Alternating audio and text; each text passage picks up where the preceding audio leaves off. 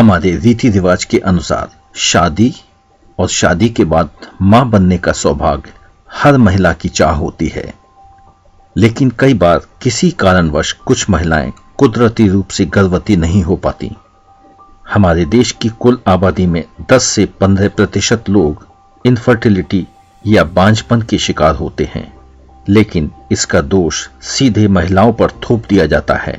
मगर तकनीक ने ऐसी महिलाओं को सहारा दिया है। आज के समय में कई ऐसी तकनीक हैं जो महिलाओं को मां बनने की उम्मीद जगा सकती हैं।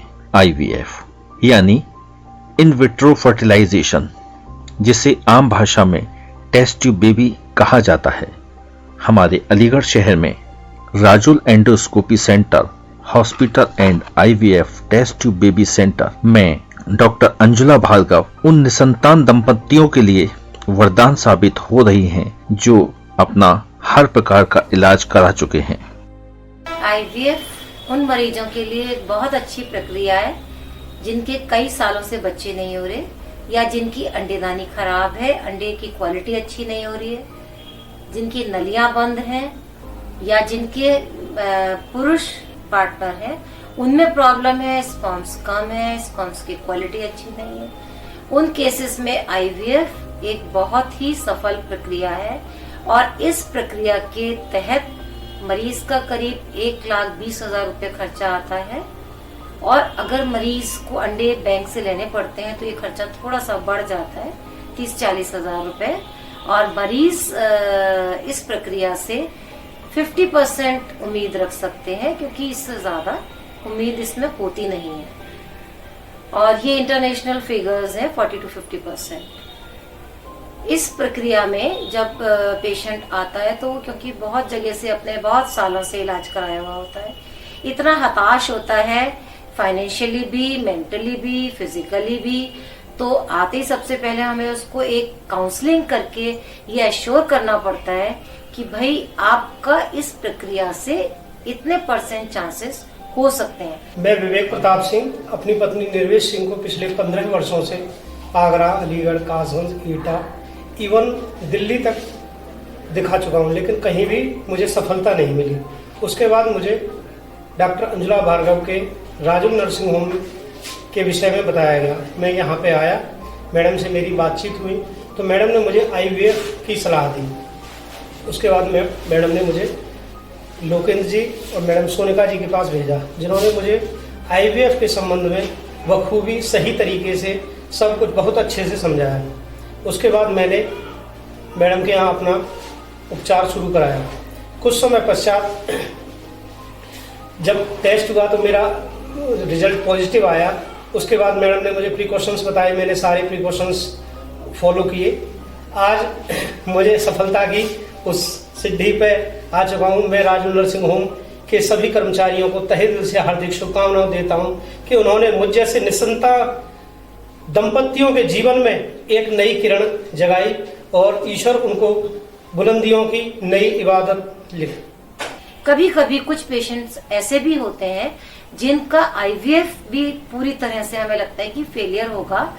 जैसे कि कभी कभी टीबी, अपने हिंदुस्तान में टीबी एक इतनी गंदी बीमारी है जो यूट्रस की लाइनिंग बिल्कुल खराब कर देती है। उन पेशेंट्स में फिर हमें सरोगेसी, जिसमें हम कहते हैं कि हमें किराए की कोख, किसी का यूट्रस किराए पे लेना पड़ता है, बच्चा उन्हीं का होता है, लेकिन वो हमें किसी दूसरे के यूट्रस में रखना पड़ता है। वो पेशेंट को ही लाना पड़ता है, क्योंकि पहले सरोगेसी के इतने लॉज नहीं थे इंडिया में, लेकिन अब इतने कानून हो गए कि उसके तहत डॉक्टर सरोगेट मदर को अरेंज नहीं कर सकता। पेशेंट अपने किसी रिलेटिव, किसी फ्रेंड को ला सकता है डॉक्टर के पास, जिसमें सरोगेसी की जा सकती है। और सरोगेसी होम्स बने हुए हैं जिसमें पेशेंट्स को 9 महीने रखा जाता है, वहाँ उनकी केयर की जाती है, उनको ट्रीटमेंट पूरा किया जाता है, डिलीवरी की जाती है, उसके बाद बच्चा हैंडओवर किया जाता है। और ये कानूनी प्रक्रिया है जिसके तहत साइन होते हैं, विटनेस के भी, पेशेंट के भी, सरोगेट मदर के भी। तो इसमें बेईमानी होने का भी कोई तरीका नहीं होता। हालांकि इसमें नॉर्मल IVF के कंपैरिजन में 3 गुना खर्चा आता है, क्योंकि सरोगेट मदर को रखना, उसका ट्रीटमेंट, उसका खाना, सब कुछ इस खर्चे में इन्वॉल्व होता है। और सरोगेट मदर्स को एक हेल्दी मदर होनी चाहिए, यंग एज की नहीं होनी चाहिए, क्योंकि उसमें फिर हमें रिजल्ट मिलने के चांसेस होते हैं। ऐसे जब हम डोनर लेते हैं तो उसमें भी हमें ये सेलेक्ट करना पड़ता है कि पेशेंट की एज, जैसे फीमेल के लिए एज 35 तक है, मेल के लिए 45 है। मेल अगर अपना स्पर्म डोनेट करना चाहे तो 45 इयर्स तक कर सकता है, और अगर फीमेल करना चाहती है तो 35 इयर्स तक डोनेट कर सकती है। और एग डोनेशन के रिजल्ट अच्छे होते हैं, क्योंकि जो डोनर होता है उसके एग हेल्दी होते हैं in comparison to patient. Patient की अपनी प्रॉब्लम की वजह से एग हमेशा सफरर होता है। और जब अगर पेशेंट ये चाहता है कि यूट्रस भी उसका ट्रांसप्लांट हो जाए, तो ये प्रक्रिया भी अब इंडिया में चालू हो गई है। हालांकि ये अभी हमारे सेंटर में नहीं है। इंडिया में भी पहला जो यूट्रस ट्रांसप्लांटेशन हुआ है वो पूना में हुआ है, और उससे सक्सेसफुल प्रेगनेंसी भी हो गई है। और जो ये यूट्रस ट्रांसप्लांट होता है ये 3 या 4 साल तक सक्सेसफुल रहता है, जिसमें मरीज 1 या 2 बच्चे कर सकता है, उसके बाद वो यूट्रस बेकार हो जाता है। इस यूट्रस ट्रांसप्लांट में करीब 5-6 लाख रुपया खर्चा आता है। धीरे धीरे हो सकता है कि कुछ सालों में हमारे सेंटर में भी ये स्टार्ट हो।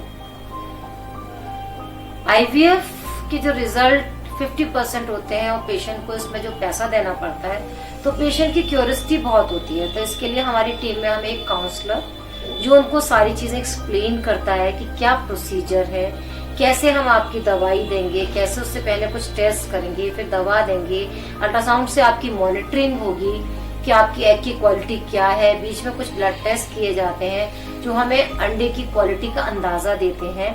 और उसके बाद जब अल्ट्रासाउंड में हो जाता है कि हमें अंडे सही गिनती में और सही साइज के मिल गए हैं, तो अल्ट्रासाउंड के थ्रू ही एक नीडल के जरिए से हम लोग अंडा लेते हैं, उसको बाहर लैब में उसकी क्वालिटी जज करते हैं, जो कि एम्ब्रियोलॉजिस्ट करता है।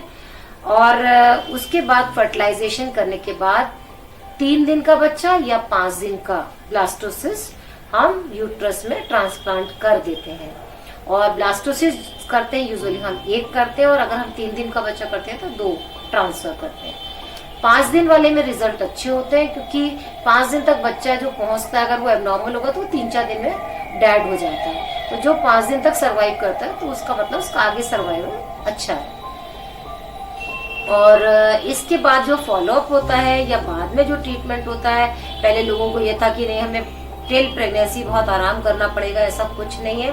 बस 15 दिन थोड़ा रेस्ट ज्यादा करना पड़ता है नॉर्मल से। उसके बाद नॉर्मल जैसे प्रेग्नेंट वुमेन होती है वैसा वो काम कर सकते हैं, वैसी दवाइयाँ, वैसा ही सब कुछ चलता है। डिलीवरी यूजुअली लोग सिजेरियन करा लेते हैं कि प्रेशस प्रेगनेंसी, अदरवाइज नॉर्मल भी पॉसिबल है। हमारे बहुत सारे बच्चों की नॉर्मल डिलीवरी भी हुई आई है उससे। तो ये जरूरी नहीं है कि आईवीएफ कंसेप्शन के बाद डिलीवरी सिजेरियन। और कुछ ही समय में 1-8 घंटे में ही मैं अब पिता बनने वाला हूं। और मैडम का और मैडम के सभी कर्मचारियों का मैं तहे दिल से हार्दिक शुभकामनाएं देता हूं कि उन्होंने मुझ जैसे निसंतान दंपति के जीवन में एक आशा की किरण जगाई है। खुशियां बांटते हैं हम उन दंपतियों को जो अब तक बे औलाद थे। Rajul endoscopy centre hospital and IVF test tube baby centre की ओर से आपको हार्दिक शुभकामनाएं।